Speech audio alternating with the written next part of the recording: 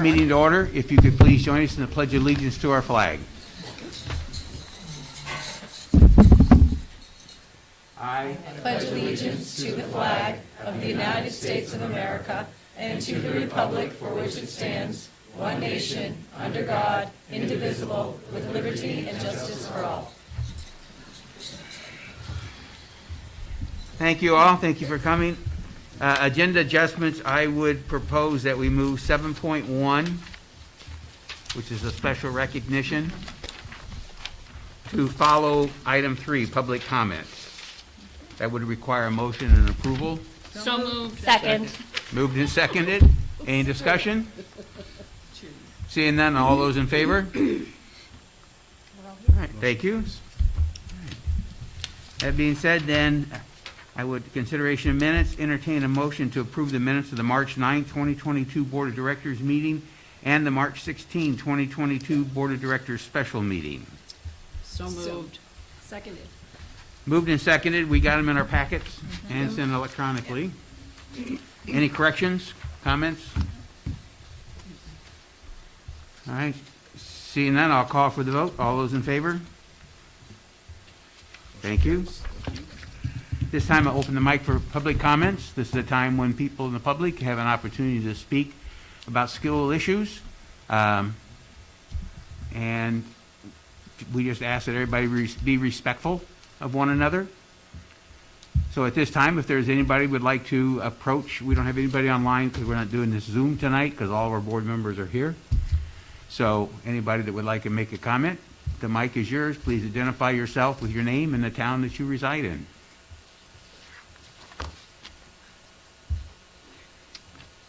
Anybody want to make any comments? All right, then we'll move on. 7.1 is special recognition to the winners of the academic decathlon and the Titan Challenge and the recipients of the Thomas College scholarships. So who's handling that? I would say, who's taking that one on? Marco? Mr. Elbert? Yeah, just also want to make sure that we also have a special recognition for future business leaders of America. I understand that you were going to do that under your principal's report. That's what I was told. That's what I thought was happening. That's what Michelle said. Well, nobody talked to me about that, so. Michelle talked to you about that. So that's No, she didn't talk to me about that, Michelle. Stuck to this thing. Okay. So, is that okay? Is there any objection from the board to recognition? No. Recognize? Okay. Yes, you may. And you Thank can you so unwrap that much. around that post before you pull it over. Yeah. There's a clip. There's a clip there, so it's fine. I'm just going to stand here like this. Okay, I'll put it back. It's like a really awkward situation now. Okay, so good evening, ladies and gentlemen. Marco Ellery, Principal of Oak Hill High School. It is my pleasure to introduce a couple of groups here for special recognition. We have Future Business Leaders of America. We have winners of the Titan Challenge, and we also have the Academic Decathlon group. They are a fantastic group of individuals, as you guys heard them chattering away in the waiting room when they came in. Lots of fun, lots of energy, and a huge amount of integrity and intelligence in this group, and led by some of our finest teachers in the district. So I will turn that over to them. We have Mr. Derek Anderson, who's the advisor for Academic Decathlon. We have Mrs. Angela Roy and Mrs. Erica Federico, who are also the advisors for Future Business Leaders of America and also the Titan Challenge group.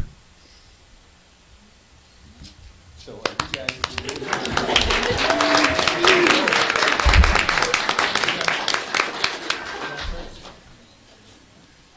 I'm going to start by turning it over to a student because they've prepared a little something for you. So we'll start with the Titan Challenge team. So Peyton, Maverick, and Sam are our... Alrighty, hello. My name's Payne Gagne, and I'm here with Sam Spencer and Maverick Swan. And we participated in the Titan Challenge, which was at Thomas College. We were, honestly, I guess you could say excited because we had no clue. It was our first year, but we got paired with a mentor. His name was Chris. We loved Chris. He was nice. He was really helpful. But pretty much what it consisted of was we were running a cell phone company and we had to make business decisions, which were like marketing, production, what was it, pricing. There was a whole bunch of stuff that correlated into it, research, development. And we ended up winning first place in our region. So everyone within the Thomas College. So that was honestly really cool. So with that, we won a $10,000 scholarship if we choose to attend Thomas College. And we come back to school to find out that we placed third in the state. So now we're going nationals. So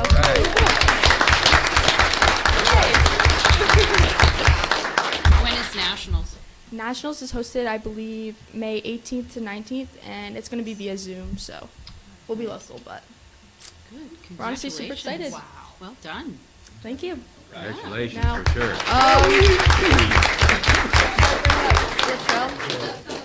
And now, Latrell from the Academic Decathlon. He'll come up to say a few words. Thank you, Peyton. So I'm Derek Anderson. I'm the teacher and advisor for Academic Decathlon. We had a great group this year, so I want to turn it over to one of our fine seniors, Latrell Williams.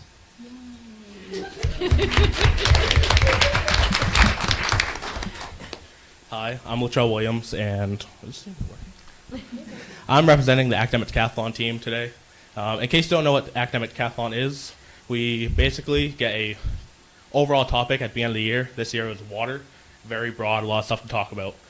And throughout the year, we study seven different subjects: math, science, literature, social science, economics, art, and music. And we study those topics throughout the year, section by section, and it's a very hard concept to learn, as there's tons of information being thrown at you constantly. And this year at state competition, we actually won states for the first time in the school's history. All right. And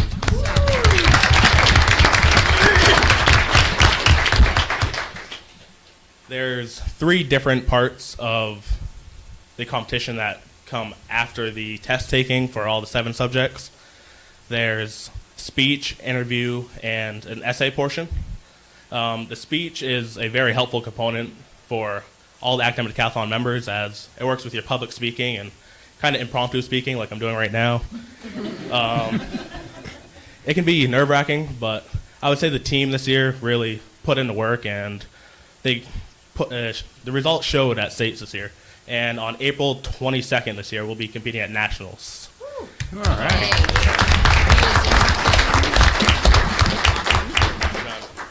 So, yeah, I'm going to give you back to Mr. Anderson, and if you want to say something, you can. Good job. Congratulations. Thank you, Latrell.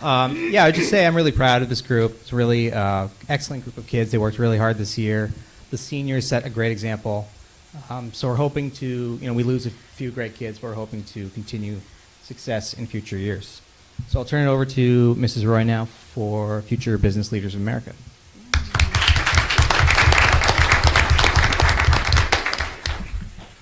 Hi, everyone. Mrs. Federico and I took 37 students last Friday to Central Maine Community College for our FBLA conference, and Kendall Gervais is going to share with you the results from that.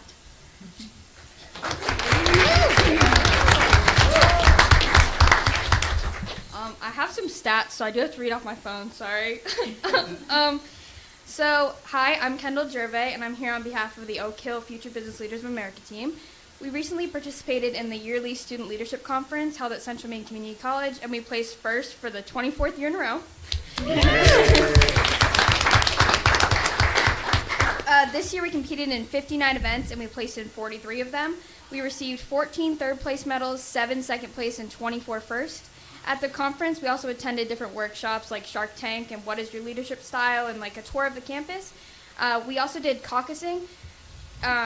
We had 2 of our members elected into state office. Nee was elected as the Maine State Treasurer, and Faith Perrier was elected as the Maine State President of FBLA. Even though my time in FBLA is coming to a close, I'll forever be grateful for everything I was taught and the leadership skills I gained. It's really just like, it was my favorite organization I joined by far because they're just such amazing people, and I just, it's going to be really nice for when I graduate. So, yeah.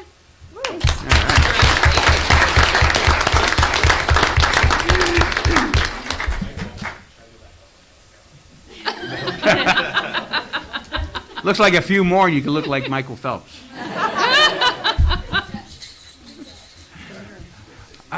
Well, congratulations all. It's a wonderful accomplishment. Participating in and of itself is a step forward. It's putting yourself out there, accepting challenges, and doing something that's unfamiliar to start with. You know, that's the way life is. We're going to run across new things throughout our entire life that are going to be new to us. We have to be willing to accept those challenges and find a way to succeed. Failure is not failure until you stop trying. So, you know, keep going at it. Do your best. The best of luck to you all. If this was college, we could probably give you a 5th year and bring those seniors back again, but yeah, a red shirt year. Yeah. But for those that are going on, the best of luck to you. That'll be said again at your graduation. Those are going to be around next year. Keep carrying the torch. Enjoy yourselves. You know, and if anybody else on the board wants to offer their congratulations, please do. I'm excited because I know a lot of you seniors from when my daughter was a senior. You were freshmen. So it's really exciting to see your growth and all of what you accomplish. And we are proud. As we sit here, you know, we have educators and all who have seen you all the way up through. And this is why we do what we do up here for all of you. So great job.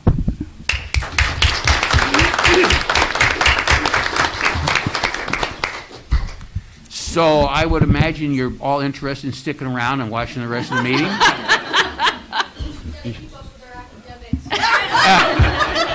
Well, that was my next guess. Probably have homework. Thank you all, and we will let you leave before we continue on. So that. Thank you. Thank you.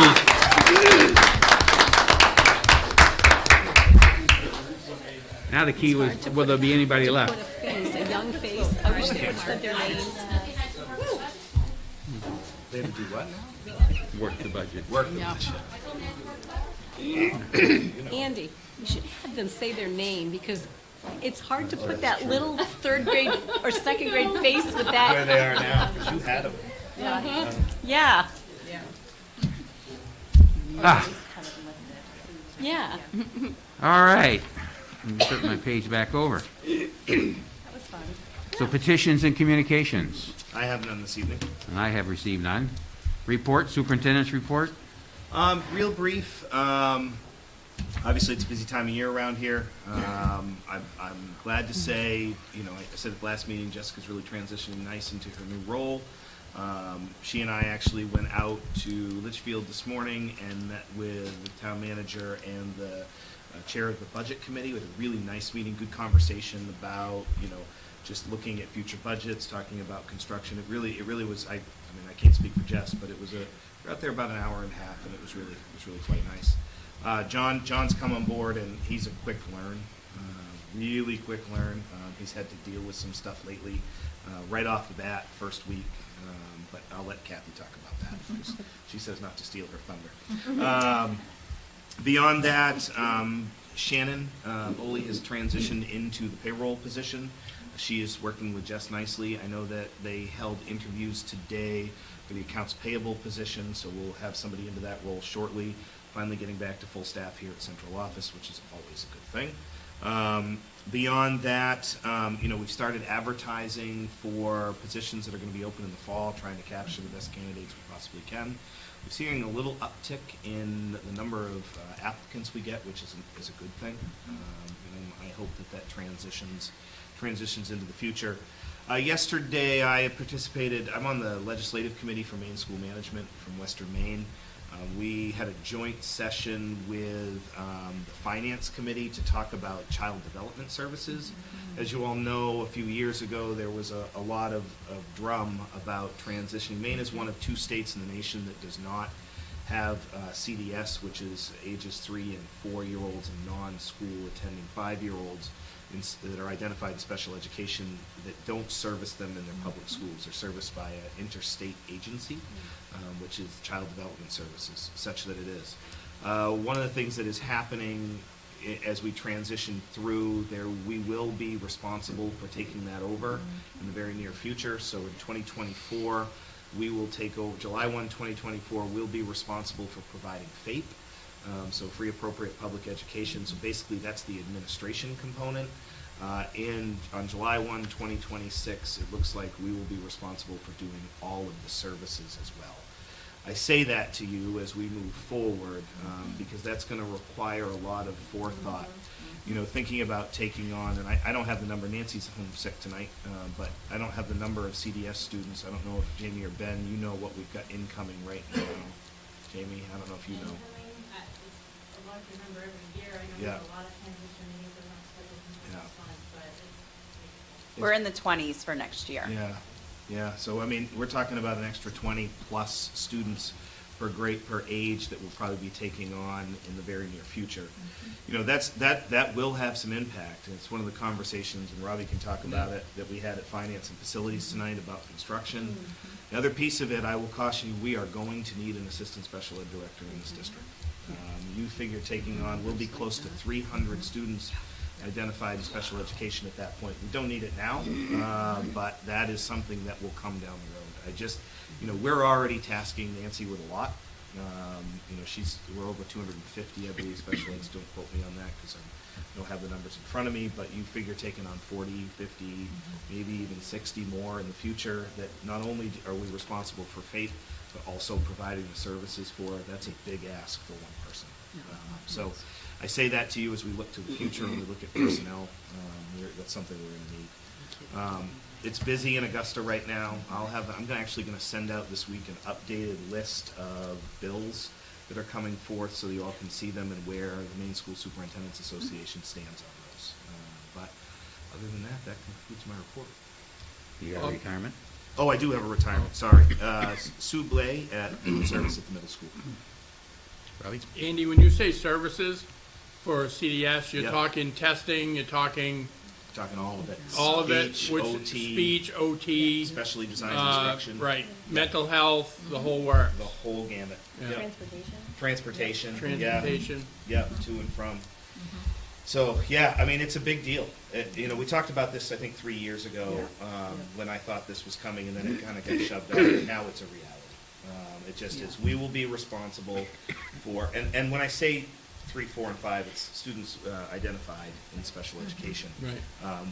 We will be taking on if you think about this, in special education, ages 3 through 22, because the law changed a few years ago. So that, while 2020 or even 2024 seems a ways away, it's not. And if we're not thoughtful in the way we go about the planning for this, what we don't want to do is have this dropped in our laps and not be ready for it. So, yep. Andy, have you come across, or are there conversations around best practices within states that are already doing this? There are. The difference is, so Maine is a grandfathered state with regards to this with the feds. I think some of this could be potential because there's a Fed audit coming at the state level of CDS. I can say this. I know that we can do this better. I 100% know that we can do this better. What gets really concerning for me is the numbers they keep throwing out for the cost. Best practices are out there. There's a lot of guidance from the feds regarding that. But, for instance, 3 years ago, I sat in on some committee work at the legislature. I went up and watched quite a bit of it. It was 4, I can't remember. And the cost at that point in time that they were reporting for CDS across the state was $39 million. That doesn't pass the straight face test for me, given the amount of main care billing that goes on through CDS. Nobody can actually trying to break that down, but that's a hard thing to unravel. Yesterday, that cost all of a sudden was $36 million. So I'm a little confused as to where that has gone. Nothing's really gone down in costs, and identification numbers are up. So Yeah, because if they're gonna take that 36 million and just divide it out amongst every school district in the state of Maine, yeah. then gonna be way short. Well, they are. They're talking at first for a reimbursement model of services, but there's a long-term, there's a thought, and I have issues with the reimbursement model because of cash flow purposes. Right. It already takes a significant amount of time to get a federal reimbursement, but beyond that, you know, they're talking about rolling those costs through EPS. That's a yeah. Huh? I don't know where that will come out. They're doing a study right now. Is what I've heard. So the EPS would be in the special ed lines, Yes. right? Yeah. Which Yeah. is really not based upon the other type of EPS formulas. It's, It's at the 102%. Yeah. yeah. But still, it does have a direct impact at the mill cap And it doesn't follow a year after, Right. It's 2-year or adjustment. 2 years. Yeah. So I don't know where that will play out. Like I said, they're talking a reimbursement model to start.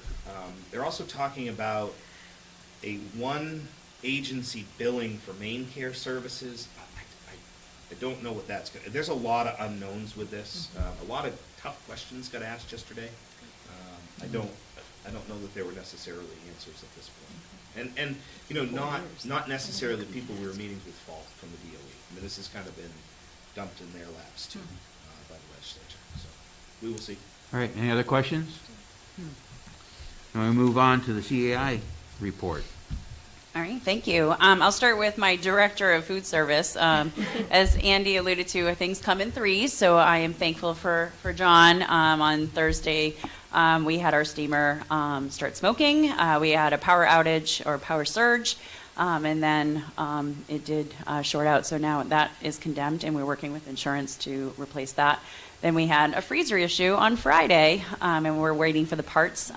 We are grateful for the middle school for letting us borrow some freezer space in the interim.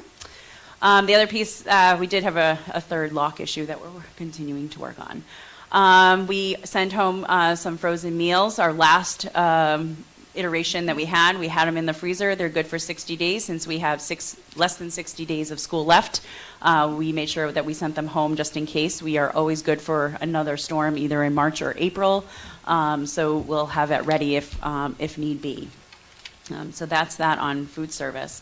In terms of curriculum assessment and instruction, March is a very nice month for instruction. It's a nice long month with the least amount of interruptions.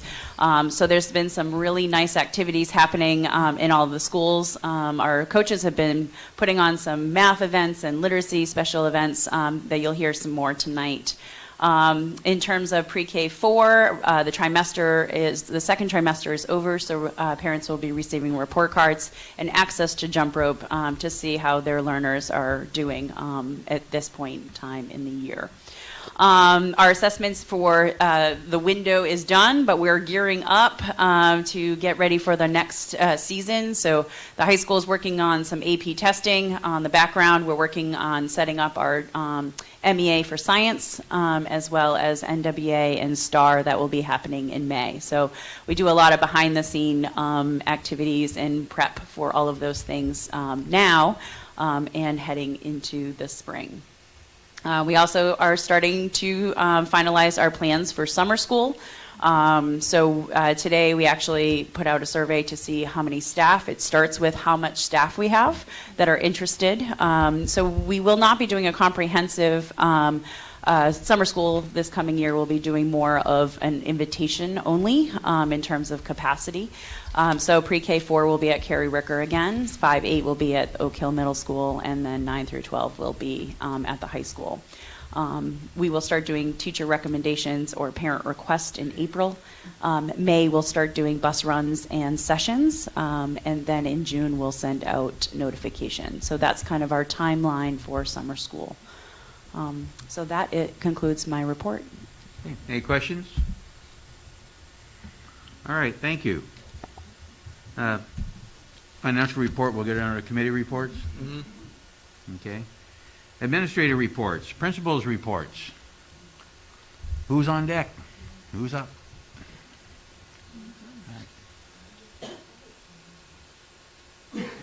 Probably because mine is the shortest, I'll start. So, Ben Wilson, principal of the primary school, the middle school. I'll start with the primary school. So, we're still continuing with our PLG focus groups. We've been working on grade level goal setting. First grade's goals are filling gaps in learning and differentiating groupings with kids. We're almost to a data point where we will be able to see growth for our students through this work. Second grade's goal is to tell and write time from analog and digital clocks to the nearest 5 minutes using AM and PM, which has been very exciting. It's fun to see kids try to count the hands. And I'll be honest, I think I was in third grade last time I saw the charts with the little fingers pointed without the numbers to have kids point that out, because you ask anyone who's 13 years old these days to read an analog clock, it's not going to happen. Very exciting. So I'm not going to steal her thunder, but Ms. Alessandro is here as our reading coach. She's a lot to share with us tonight, so I want to let her share her bits. So over to the middle school, we've been focusing on respect and ending bullying. We've had a school-wide restorative conference this past week with all students discussing what bullying is and what it looks like at our school and what we can do about it. So we define bullying as being rude over and over again, or an act of being intentionally mean to somebody over time. Our students have determined what we can do to support students who are experiencing this is stand up to others, keeping opinions to yourself, tell an adult, not doing it yourself, get an adult involved, stand up for themselves and others, more people in the hallways, more people outside. This is adult coverage. Be kind to all and stand up for others. Act like it doesn't bother you because they're just looking for a reaction. And if they get one, they win. That's a big thing. Just walk away, tell your parents, tell Mr. Jack, tell Mrs. Bamford. It's been very exciting giving the students voice and choice and hearing their opinions and also having them be part of the problem solving at the middle school. So switching gears, our 5th and 6th grade STEM program is working on the Oregon Trail. Anyone remember Oregon Trail from when you guys were kids? Mm-hmm. So Mrs. Spencer's kids have been making cardboard box horse-drawn wagons, which is very exciting to scale, which means we're learning how to pack those horse-drawn wagons with materials necessary for a 3-month trip across the Midwest. And that's where we left off on Monday. I'm very excited to see this journey continue with kids. So it's been very exciting at the middle school. Any questions? Comments? All right. Thank you. We all know Mark was a better entertainer than me, so I do not want to go after him. I was going to say I don't want to steal Becky's thunder, but that statement's been overused a little bit tonight. So we did Read Across America Week, the week of February 28th. And at Libby Tozier, we did tons of amazing events, and I do not want to take any credit for that, so I will save that for her a little bit down on the agenda. Carrie Ricker, Danielle Gauthier, our literacy coach there, started the project for the month called One School, One Book. Every student and staff member received a copy of The World According to Humphrey by Betty Burney. A reading schedule was shared with families to read a chapter on certain days as a family. We did trivia questions at school. There were lunchtime discussions, classroom discussions, and lots of talk about the same book that everyone could read. This was a wonderful event and allowed a common theme to be shared. There was even a stuffed Humphrey that visited classrooms and common spaces within the school. He had a goodbye letter the other day on our last day with the book. So that was really fun. It was interesting to see everybody kind of talk about something that they all were into. For math, at Carrie Ricker, Debbie Witham spent the month of February talking about math a lot. She called February Math is Figure It Outable Month. That's a mouthful. Students and their families were challenged to play a math game 4 days a week, even during vacation. The goal was to explain how they know the answer and show how they came up with that answer. Math is so much more than just a quick time test where no work needs to be shown. So we had signs around the building that she hung up, how do you know? So there were lots of questions asked when they were doing the math. On January 28th, Brandy Muncie spent the day at Libby Tozier traveling between classrooms to play fun math game with all of our kindergarten and pre-K students. The kids were excited to have the opportunity to use dice and learn about math. Brandy had originally planned to have February be a Math is Figure Outable month as well at Libby Tozier, but her role changed a little bit to support at SPS, so we'll work on that before the end of the year. So we do still have plans to carry that on. Carrie Ricker, 4th grade's been a little bit busy with lots of friends coming in. It's been nice to sort of feel like we're back to old times. February 11th, the Friends of the Cobbessy visited grade 4 and did an activity on watershed biomagnification. The same day, they did a morning event with that group, and they did Safety City with CMP, so learning more about being safe with electricity. Mrs. Begani and Mrs. LeClaire and I'm not sure if I'm forgetting anybody, invited Christy Willette and some parent volunteers in to do a STEM activity 4 different times. And I got to go through at least one of those sessions and see what they were building, and it was pretty interesting to watch. Kindergarten, RTI, we have our kindergarten ed techs this year really working more like how we do Title I in the older grade levels. We've seen some great results from that support, impressive growth with students academically. PLG cycles, we've done something a little bit new. On January 26th, each grade level team met to look at data and determine an area that needed some attention. Our late start PLG time has been used for working on those areas. Pre-K chose to do a book study with the book I Am Reading by Kathy Collins and Matt Glover. The authors state that it's vital that we support young children's reading in ways that nurture healthy reading identities, foster an attraction to books, and a love of reading. And Becky's been a huge part. I'm not sure if that's on your list. Sorry if it is. But in facilitating some of those book studies and helping identify really great books for those activities. Kindergarten also chose to do a book study. There was no required book study for these, but it was interesting to see how popular that was. They're reading The Next Step Forward in Guided Reading by Jan Richardson. It supports all of the necessary steps to implement guided reading successfully. 3rd grade just started a book study as well. They're reading Patterns of Power, grades 1 through 5, inviting young writers into the conventions of language by Jeff Anderson and Whitney LaRocca. Danielle Gauthier helped them identify that book when they looked at the need to support writing conventions in 3rd grade. 4th grade teachers looked at reading data and decided to have students receive 30 minutes of dedicated read-to-self, partner, or teacher time on a daily basis. Research shows that when students read an engaging book at or near their reading level, their reading skills improve overall. The PLG topics were determined by grade level teams based on data. Book studies appear to be popular, and this is the only time that really allowed that professional development. We do other book studies. Becky had a very successful one earlier this year, and other coaches have offered that, but this was just for that one grade level team, so that was kind of neat to see that that's where they went. Mr. Drew and his animals came to visit us at Libby Tosher. He came on 2 different days because with our pre-K cohorts, we wanted to make sure everyone got to see that because it's pretty special. The children and the adults loved the event. It's been a couple of years since he's been able to visit. They were allowed to pet a lizard, a tortoise, and a snake on their way out of the gym when the visit ended. Most of them followed through with that. They were pretty brave, maybe braver than I would have been. Pre-K and kindergarten registration. We currently have 37 pre-K students, but I think that might have gone up in the last few hours by a couple more phone calls. And 6 additional kindergarten students registered for screening and whatnot this spring. We'll hold screenings on May 25th and June 1st and have pre-K parent night scheduled for May 11th at 5:30. If you know anyone who has a child who will be the appropriate age for pre-K or kindergarten by October 15th, please have them call Mrs. Plant at Libby Tosher. Any questions? Okay. Yeah, thank you very much. Thank you.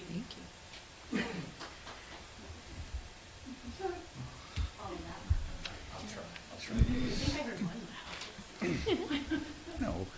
Good evening, ladies and gentlemen. Happy spring to each of you, and thank you for a few moments to share some happenings at Oak Hill High School. Last month has come up all Oak Hill. Clubs and organizations have been racking up incredible results, showing off our student body's collective efforts to achieve. As you heard, we have celebrated the achievements of our academic decathlon, Titan Challenge, and Future Business Leaders of America groups. And so I'm just going to go into a little bit more detail that some of the kids left out just because it's a lot to celebrate. So Academic Decathlon celebrated their first ever state championship with a whopping 64 medals. They didn't say that, and each member earning at least 1 medal, which is pretty incredible. And the top 3 positions in the state competition being all students from Oak Hill. It was pretty incredible. It was the first time that either Monmouth Academy or Scarborough High School did not win. First time, yeah, right? So it was amazing. Again, Future Business Leaders of America won its 24th consecutive state championship. Students competed in a number of business-related events, capturing the hearts and minds of all attendees, and once again bringing home the state championship.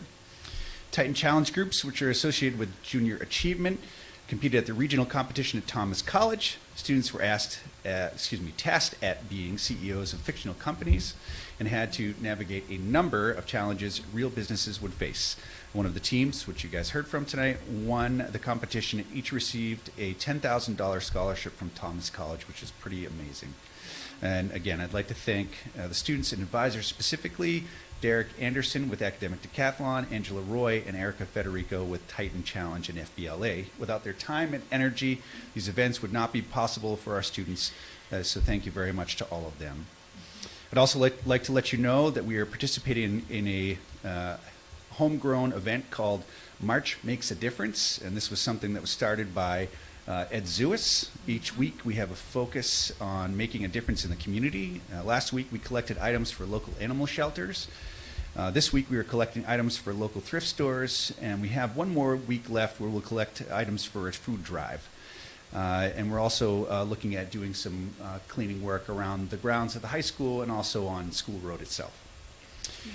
Finally, we welcome the class of 2026 to the high school for 8th grade parent night, which will happen Thursday, March 31st, which is pretty wild. It's really great to have those kiddos in the building. And this concludes my report, and I'm happy to answer any questions you may have. Thank you. Thank you. All right. Thank you all. We'll skip right on down to 5.6, other reports. Presentation, Read Across America.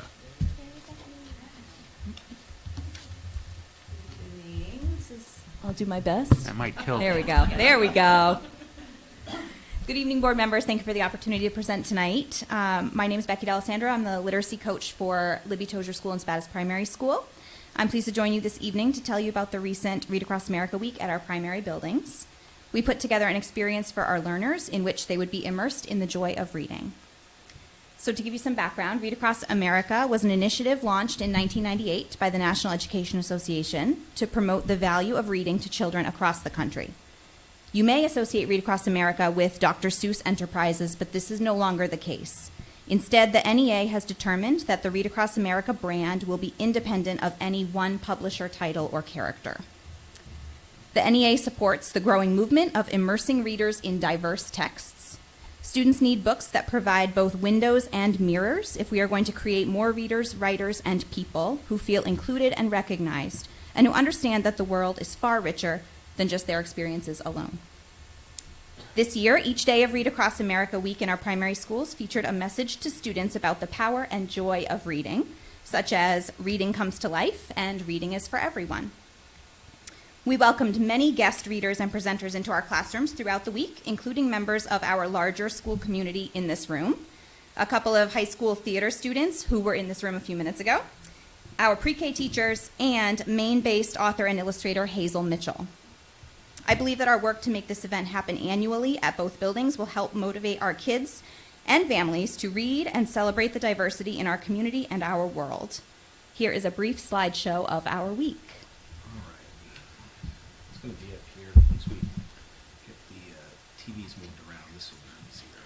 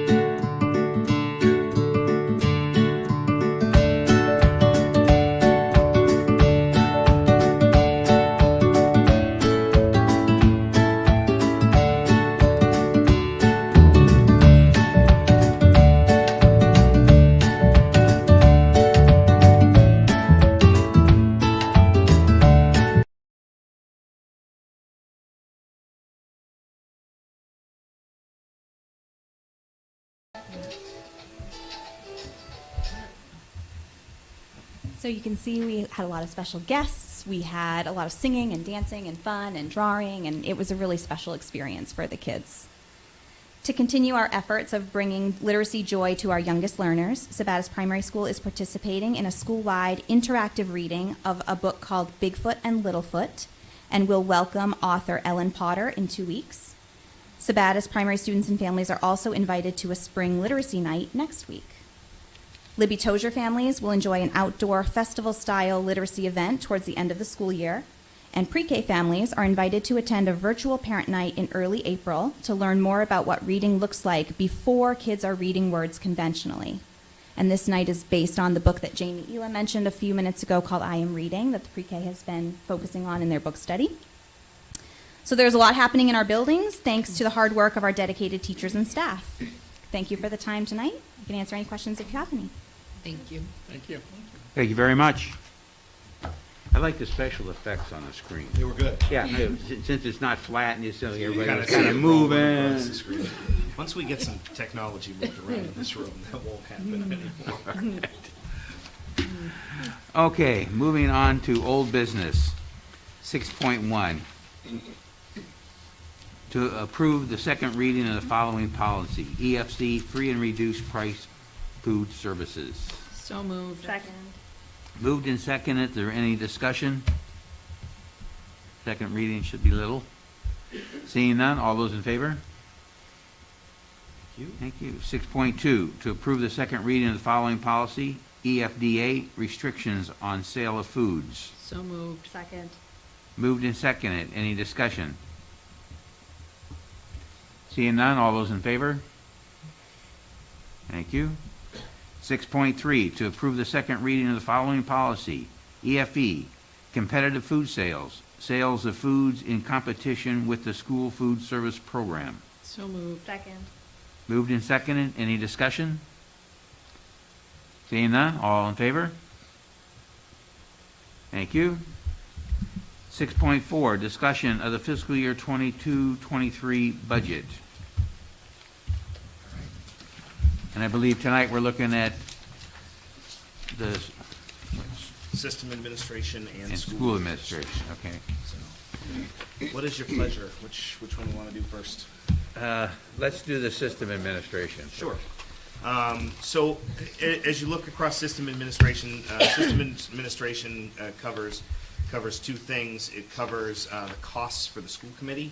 You can see those first. The second thing is the cost for my office, and then the cost for fiscal services. So, as you go down through the school board lines, I think it's important. There's a line built in for stipends that doesn't change. That's a fixed cost. Same thing with FICA, Medicare, unemployment, things along those lines. Beyond that, we do have purchase services for legal and legal negotiations in there, so that's our attorney fees. And we actually have 4 lines for that in the budget. There's 2 that fall under school committee lines. There are 1 that falls under central office lines, and then there's 1 in special education. As you know, the cost for attorneys isn't going down. We typically use most of this every year, depending on the year. So negotiations is where, for you all, it comes in the biggest. Beyond that, board has insurances. There's advertising costs, travel reimbursement in case anybody wants to go to a conference, supplies for the board, dues, fees, and memberships. So that's what we pay for you all, to the board, to be members of Maine School Management and the Maine School Board Association. And then conference fees if anybody wanted to go to a workshop. I know we've had a couple people attend workshops, and that's where we pay out of that. So most of those costs are pretty well fixed. Across the board, dues, fees, and memberships went up a little bit because our dues for Maine School Management went up a bit. So, Any questions on those? They're pretty straightforward. Yeah, I did mention once to the superintendent that sometimes I go through, and I don't, about the rest of you too, but a lot of paper out of my printer, and perhaps at the beginning of each school year, each member get a ream of paper. That should suffice out of that line, just to go and, it's not a big cost, but it's just something else. I'm not short on paper and I can afford it. It's just the idea that I'm doing it for the school. The church pays for the paper that I use for the church stuff I do. So, so anybody, so it's not, if you want it, please request it. Yeah. We're just not gonna hand it out, but I'd just like so to- you know that it's available. I'd like not to get paper if you could do that. Oh, yeah, you don't, Yeah. nobody has to have it. I mean, it's Yeah. emailed to us and I can download it. I mean, you gave me a nice brand new laptop that I can use, so. Yeah, and a lot of things are going electronic. There are a few things that I need to print out. Or the board chair will, whoever the board chair is in the future. So, you know, and there are some things that I just have a hard time doing electronically, you know, having several different spreadsheets going at once. I find it on the laptop not very advantageous. But just so you're aware that should you have a desire, and you can take, you know, just a few hundred sheets if you want, but anyway, I just thought I would mention that since that's in this line for supplies. Questions there? No? Okay. So Office of the Superintendent, this is, as you can see, right down the start, my salary, clerical salary. One thing you will note, there's the increase in the clerical salary. That's for that half-time position I did put in the budget for the Director of Operations.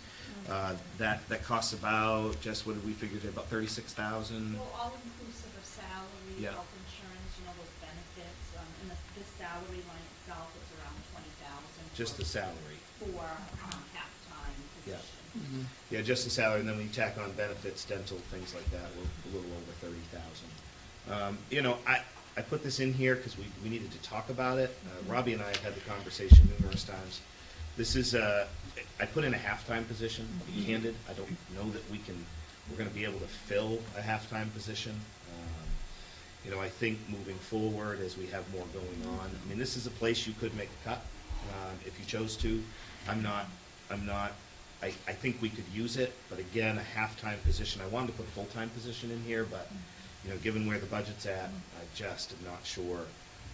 It just was not one I could stomach putting in full-time. One of the things we've seen, even just in a couple of weeks with John's tech skills are pretty good, and I don't want to speak for him, but he's still learning the job. It would be nice to have some support in this way, but I don't know that now is the time. I think we can probably find the support in other ways. So I don't know what your pleasure is there. But, and then moving on, you know, we do have lines in here for an assistant superintendent, but if you remember a few years ago, we changed, 6 years ago, maybe 5 or 6 years ago, we changed the title of the assistant superintendent to director of curriculum instruction. So those costs live elsewhere. I would caution you, I think at some point we need to have a conversation about changing that title back to assistant superintendent, so that it protects all of you to some degree if your superintendent goes out. It also, one of the things that's hard, you know, as a director of curriculum, Kathy can't participate really in the stuff that main school management does because of her job title. And so whoever's in that role today and in the future, it would be good for that person to be able to participate a little deeper in what main school management does. Or Main School Superintendents Association. It's a little bizarre. I actually tried to change that, but that's been on the books with Main School Superintendents for a long time. So, you know, it's not a change in cost, it's a change in job title. The duties wouldn't really change, but I think overall it would make good sense to change that title to Assistant Superintendent for Curriculum and Instruction. And that's what it used to be, right? Yeah. I think Superintendent yeah. for curriculum That's what it was. instruction? Yep. Yeah. Because Yep. it's more of an affiliation point. It's an affiliation point, Yeah. absolutely. Okay. Yep, and that would allow that position to access more things. which And is also good. sign paperwork in Yes, Right. in in the my super- absence. Right. Yep, Yeah. so that's something to consider. I mean, we don't have to do that today, but that's something I think we need to bring up for discussion in the future. Yep. Moving on in that line, you know, contracted services lines, we pay for a lot of things out of there. Jess, can you remind me what comes out of the contracted services line? Can't remember off the top of my head. I can't remember at the moment, but. I can look into it and let you know. Yeah, employee training and development, repairs and maintenance here at central office specifically for copiers and things like that. Bond insurance, so you all have to carry bond insurance on me. That's a state law. So you carry bond insurance in case there are issues. Postage here at central office, telephone costs here, my travel reimbursement as well as central office travel reimbursement to some degree. We don't have a contingency fund. We don't have a professional development travel line that's encompassed in my regular travel line. Supply line for the office, I bumped that up, some just given the cost of things have gone up. And that's a host of things, between the supply line for the board and the supply line for the office. Those are what purchases supplies for here at the office. Electricity at the office really hasn't changed much over the course of the last few years. That one is pretty good. Even with the rate increase? Even with the rate increase, we've stayed pretty level. If you look above us, these lights have really offset a ton of that increase here. This office is only occupied typically from roughly about 6:45 to 4 every day.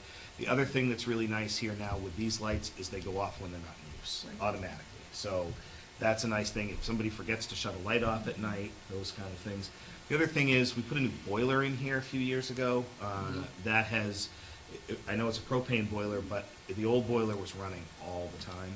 It's no longer running the way it was before. So our energy costs have stayed pretty stagnant here at this office. And then, copier lease here, office equipment, so some of our postal stuff and things like that. And then dues, fees, and membership for myself and Maine School Superintendents Association, MSMA, the WMEC, things like that. Not a lot of changes there other than contracted stuff. So what I'm seeing, Andy, is half of the increase in this line is with that clerical piece. That is the majority of the increase. Yep. Like I said, I think. Yeah. Oh, yeah. Yeah. Yeah. A little over 37. So, I think that position is something we need to look at in the future. Right now, as John is here, we can kind of manage that. Like I said, I don't think we can fill a half-time position. I just don't think it's going to be possible. I don't have any qualms about taking this out of the budget right now and then thinking about the future, maybe what that will look like in another budget year. Thoughts there? And then fiscal services, so keeping going, those are the salary for your business manager, for accounts payable, for payroll, and then the stuff that goes along with bank fees. We pay some bank fees and interest if we have to. So the interest on the temporary loan is for if we have to tap the RAM. I don't remember the last time we tapped the RAM. It's been a while. It's been a long time, boy. 4 years? Yeah, it's been a long time. So in case anybody doesn't know what the RAN is a revenue anticipation note. So it's a standing loan that we have in case cash flow is a problem. So if we needed to make payroll, then we have that there in the anticipation of our state check and local checks coming in for revenue. Like I said, we haven't tapped it in 4 years. The bank, we've kept it about the same number, but our cash flow has been pretty good. There was a time when we tapped the RAM a lot. Yeah. Yeah, we haven't had to do that for quite some time. So that's those lines. Any thoughts? I'd say if we can cut that half-time position, go right ahead. Okay. Is that the consensus? I wonder if there's a better place for those funds somewhere else. Yeah, looking forward, there might be another place to put those. I will say at some point, as state reporting and water treatment get more and more, we're really going to need to talk about somebody for that position. But given where we are in that budget line, I think we figure out how to manage that right now. All right, so it's a desire of the board that the halftime position be removed? Yes. Okay. All right, so that is system administration. And next week, I'll give you an updated with the changes that we made. for these first 4 cost centers. So school administration, I mean, it just broke these out. So one thing to note, we have principals and assistant principals that work in 2 different buildings. So while you may look at this and go, why is that like that is, it's because it's split between 2 buildings on a percentage basis. The state wants us to report it like that. It actually helps us out funding reimbursement through EPS to some degree because of ratios. So these first lines are negotiated salary and benefit costs. If you remember correctly, we currently have 10% budgeted for health insurance. I don't think it's going to be that. Just when did we think? Any day. Yeah. Yeah, we should hear sometime soon about health insurance. So, if we can cut that down, it's at 10% right now. I would never cut it to just the rate increase because one of the things I think it's important to note is life events happen and people change coverage. So if you think about, an employee that turns 26, that's still on parents' insurance and took cash in lieu that now needs benefits, that's a significant increase. So we do keep a little buffer there in the insurance lines just in case that happens. It happens every year. Beyond that, life and disability insurance, all that stuff is there. I will say I credit our principals. They did a fantastic job. They really did. If you look across these lines, they tried really, really hard not to touch much. They don't ask for a lot. I gotta say, they want to put as much as they can into our classrooms and not in their offices. But some, again, there's some small increases here and there. Postage is up. Travel reimbursement doesn't change much. We don't have a lot of money in there for travel for professional development. Our supply lines are up some. One supply line you will note is up 1,400%. That was due to a clerical error in the last budget. So that line was supposed to be $3,000 in the last budget. It was actually $300. So there is an increase there due to just the cost of things. And Marco can talk about it too, but that's where we buy things for graduation, for Student of the Month assembly, things like that, all our awards out of the high school. So, they didn't touch books and periodicals much. Overall, these lines really are pretty the same. I know there's one that's up a little bit. That's just due to the cost of supplies at in the offices. But beyond that, there's just not much difference here. So then again, the majority is salaries and benefits. You got it. It's all salary and benefits. Yeah. So if you get us a percentage there next time. Where's that? Oh, yeah, sure. I can do that. I'm sorry.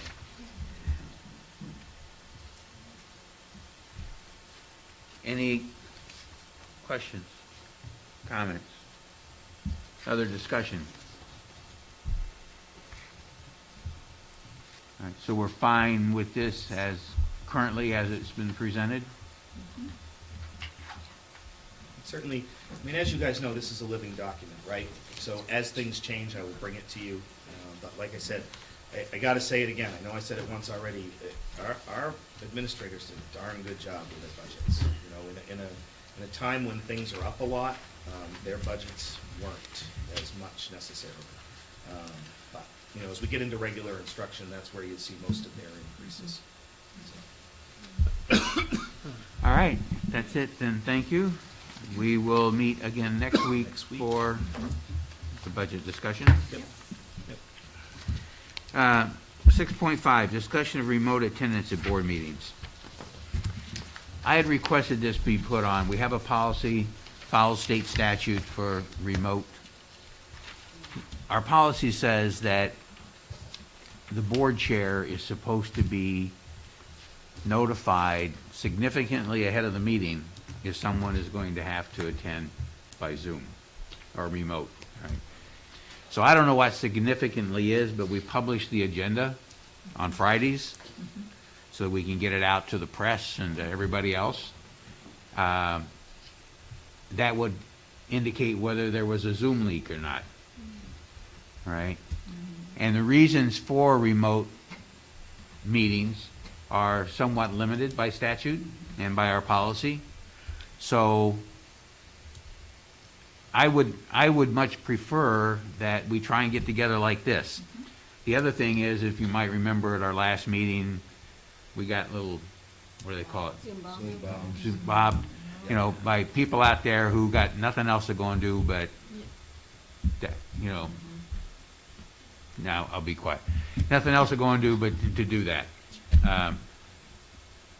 And if we offer it online, people can go and watch us. Hopefully people are out there right now watching us on our live stream. So we're transparent, people can see what's going on. They can come here now that we have, you know, participation. If somebody wants to speak, they can come and speak during the public comments. So I'm a little, you know, I would like the policy committee to consider looking at that policy again with the eye of maybe it needs to be tightened up or we need to be more specific. I fully understand that on a Tuesday morning, something happens, you're not going to be able to make the meeting on Wednesday. For us to go and then decide on Tuesday or Wednesday that we're now going to go on Zoom, then that changes a lot of stuff. We got to try and get notification out. There's also a requirement in statute that anybody who attends remotely has to have the same availability to this material that's passed out to the board members. And sending it to you by an email or trying to put it up on the screen while we're talking about the budget, I don't know is necessarily the same.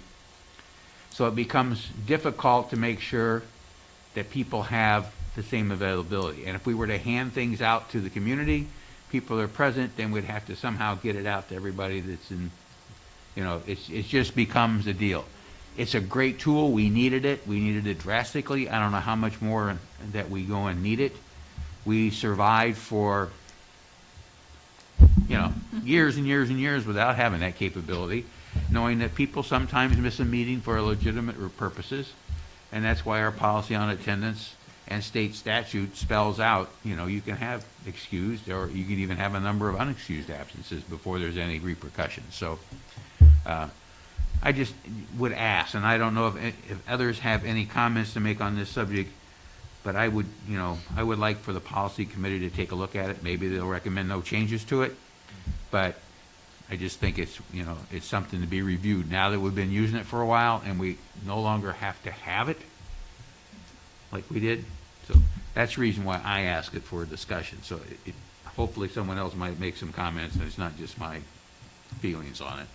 I think I have a couple of concerns just because it became the norm, and I do think we saw a lot more public engagement because they were able to interact from their own homes. So a lot of families that have young kids, our meetings start at 6:30. That's dinner time. It still allows you to have Zoom going and be able to engage. So I do think if we're going to make the change, we need to be really upfront of why, because it almost feels like, oh, they're trying to pull back and they don't want us involved. So I just think that's an important piece to kind of consider as well. Yeah, and I feel that, and I would like to see this place filled with people at every meeting. You know, everybody coming in and being informed so there's not so many rumors, the right information gets sent out. People have the answers to the questions that we oftentimes see asked on, and then somebody else answers and it's the wrong answer. You know, and then you gotta, you know, you gotta try and correct what people now believe. Right? So that is an issue. They can still be involved by watching it. Public comment is a brief period of the agenda where they can go and speak, all right? And usually people, you know, I would think that really have an issue that they want to speak about will typically come, not always, but we had very few people that made comments on Zoom. Most of the people that made comments were in person. We had some, which is good. But I don't know, just, you know, take a look at it. Just, I want to be as transparent as we can. I want as much participation as we can. You know, I'm one of those people that think that it ought to be mandatory. Everybody has to vote. It's a democracy. Everybody ought to, you know, participate. But I want as much participation as possible. But I also want to make sure that we can conduct the meetings and take care of the business that we have to take care of. You know, if we can find a technology where nobody can just speak up at any given time and interrupt, and that they'll have to signal that they want to speak, and somebody who is monitoring a board someplace about who wants to speak, we can recognize them at the appropriate time, then that would be preferable. So I don't know that we have that technology now, but it's, I'd like to say that I think it's worked okay. There's been a few hiccups. But I think it's a great option. I mean, I don't know why we would shut down a perfectly good option. The more participation that we can get, the better. And Robbie was just on last week remotely, or 2 weeks ago remotely. last couple of weeks, yeah. And it's just a nice option. Like, my kids are home alone right now. My wife has to work. If I was home right now, that wouldn't be, I've used that option before, and I think we should continue. It's 2022. I mean, multi-billion-dollar corporations run, electronically. This is the time where we should be able to do that. We obviously have the technology. It's working okay. We've had a couple hiccups, but The issue, just procedurally, so a couple of things just to be aware of.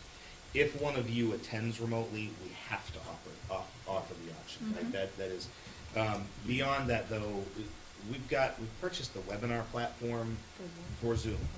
The bugaboo that we're trying to figure out is how to handle an executive session.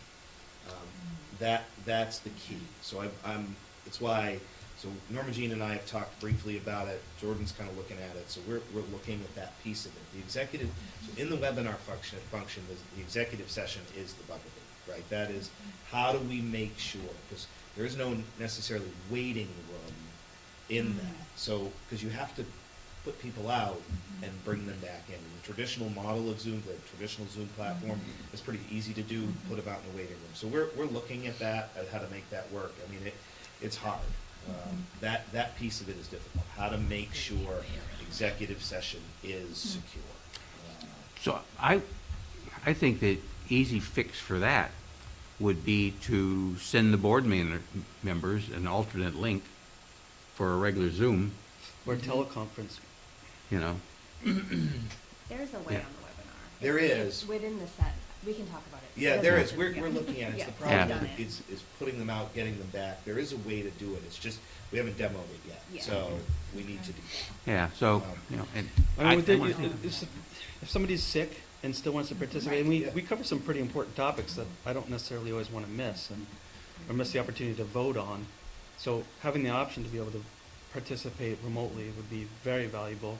I mean, I don't know. I had to be out for some reason, or even if I'm on vacation, I could be in another state and participate, which is fantastic. So should we make the policy that we will offer Zoom every meeting? Bob? Because, go ahead, Robbie. Yeah, I, as being somebody who asked to have the board meetings, videotaped years ago, and we didn't have the technology at the time, now we do. I think it's a tool like any other tool that we have now. People are familiar with it. They've seen it work. We've had executive sessions on Zoom before.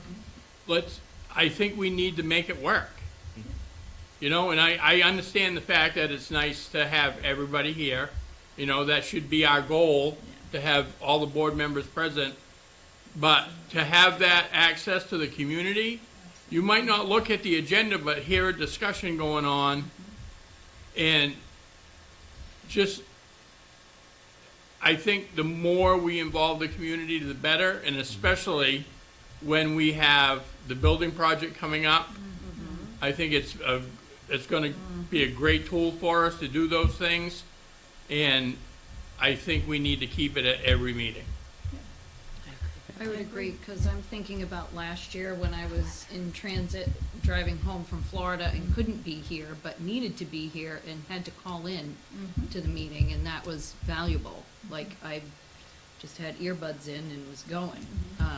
And I think about the numerous times where it's questionable if we're going to have a quorum, that I think we need to have that technology available to us. And when the weather was bad. Yeah. So I want as much participation to it, but we got to carry out the meeting. So if we can figure out the technology, so when we got an executive session tonight, all right. Right. Executive sessions are privileged information, and we have to make sure that we're not leaking out any of that discussion unintentionally. So if we, if we can solve that, then having the Zoom every meeting, if we can come up with a way that people just can't bust in any time and start causing disruptions, then that's the way to do it. At the appropriate time, they can make their comments when they're called upon, and The executive sessions we've had thus far via Zoom, are you concerned they've been? No, I'm not. So that's what I'm saying. So what I'd really like to do, so the issue here is to move to the webinar platform so we can stop what happened last meeting. Oh, So the that, Zoom. that ends that issue, right? Okay. And I can bring in people, we can manage it. We just haven't worked out the executive session piece on, I know we can do it, we just haven't worked it out yet. So I'm not worried about our executive sessions that we've had under the traditional Zoom platform. Those have been very secure, because I've been able to put people out into a waiting room and then bring them back in. But it's more about that what happened last week, and I can't, it's hard to really control that. And then you that kick environment. everybody out, Right. including those who are behaving themselves, I right? finally had to shut down letting people in last week, and at one point there was like 35 people trying to get into the meeting, and if you looked at the names of who was trying to get in, it wasn't good. No. And so the webinar function fixes that. It's just dealing with we're going to work on it this week. So Okay. coming up. Thank you. So. And Andy, it really doesn't make sense for you to be trying to be part of the meeting and run the tech at No, the same it time. doesn't. So I don't know if there's a We way to can think work about on that too. too. It's more about the public comment piece, Yeah. about Right. how to acknowledge the public Yeah. comment piece. Yeah. So we'll get there. Right. Yeah. So, again, if you look at the policy, maybe we just make Zoom remotes. Could we just Every live week. stream it and have somebody call in, like for public comment?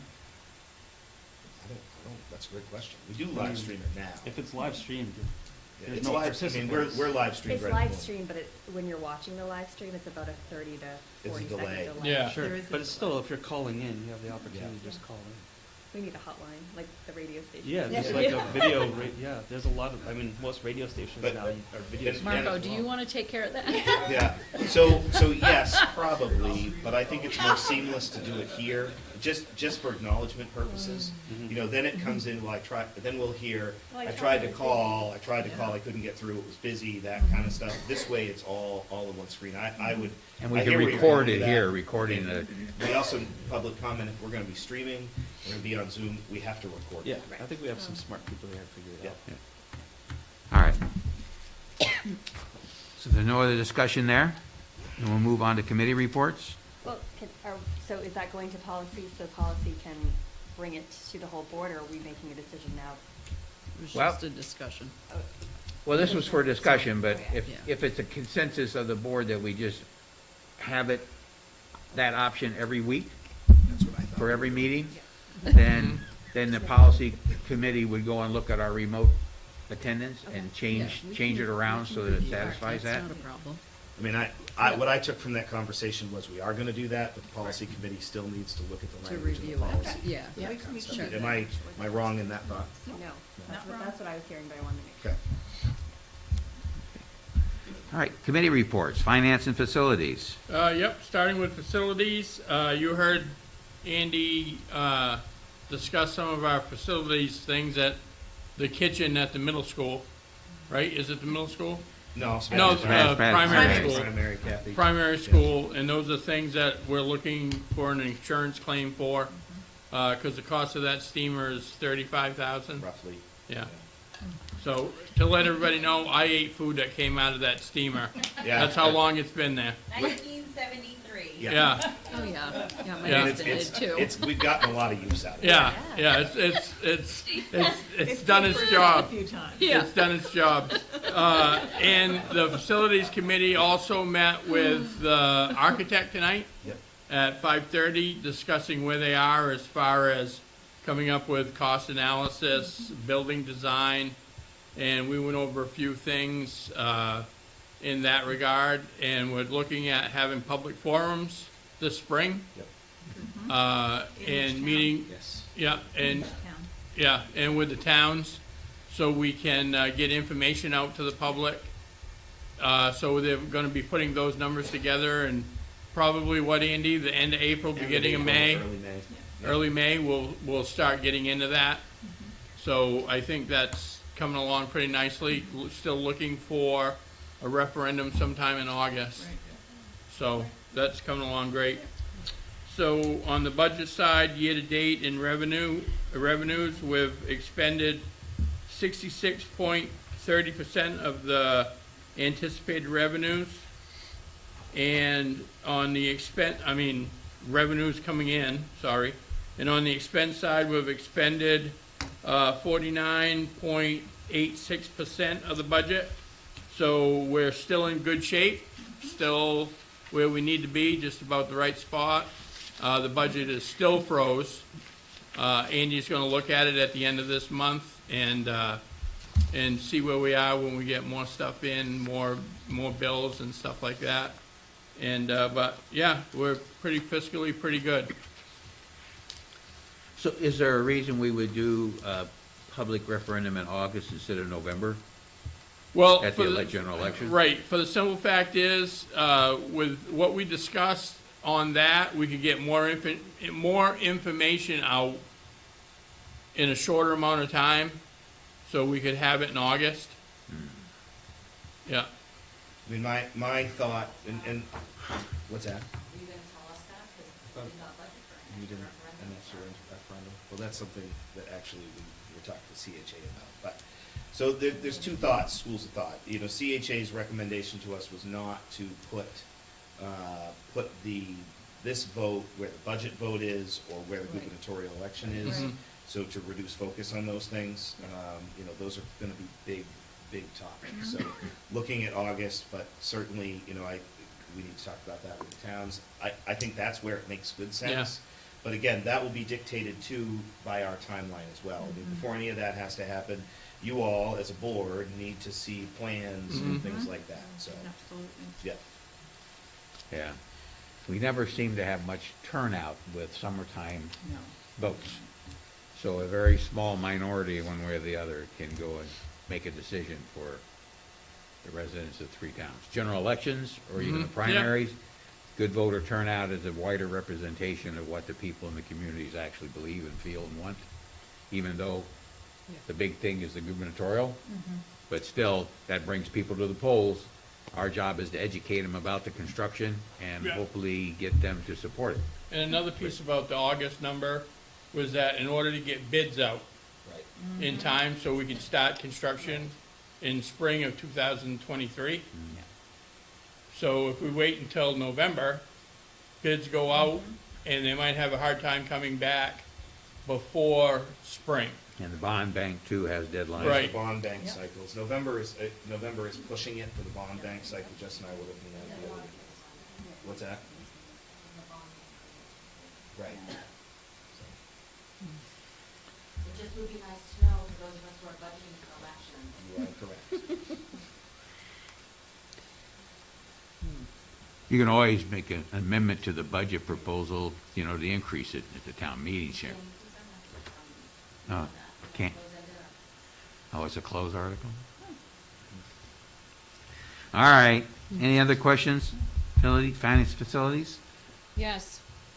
I'm going to sound like a broken record here, but where are we with fields?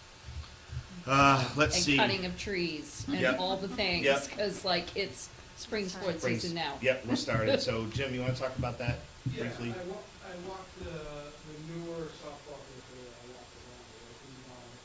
There's still standing water on that.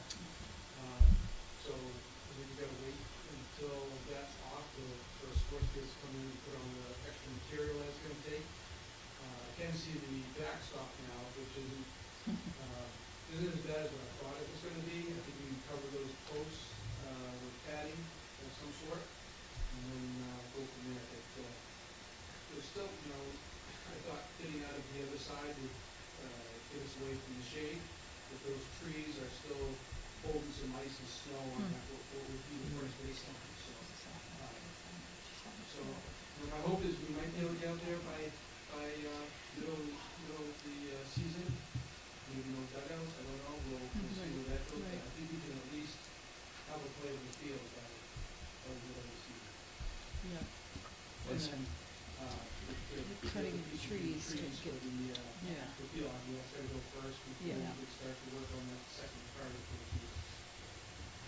we're gonna need to get through softball season before once we can transition to the softball field, then we can start the process of taking the trees down. So, everything's so soft right now. It's unbelievable. But one of the things we were talking about, Jay and I were talking about dugouts the other day. We've got to bring John into this conversation as well. I haven't wanted to overwhelm him. His first week on the job. But we're going to need to have dugouts moved around and some built as part of this. So that's in the works as well. Okay. Thank you. Any others? Okay, Personnel Policy Committee, We're meeting next week. all right. CAI Technology Committee, We did not meet. okay. Board member comments? Okay. So at this time, we're going to, for those in attendance, we're most likely going to move into an executive session if it gets approved. There is no business other than to adjourn planned afterwards. If you want to stick around and hear us adjourn, then you're welcome to hang out there. Other than that, have a good evening. Thank you for coming. So at this time, I'd entertain a motion to enter into an executive session. 1 MRSA 4056A, personnel matter. Vicki and Christy. Moved and seconded. Any discussion? Thank you, Mrs. Seeing none, all those in favor? All right, we'll let the room clear.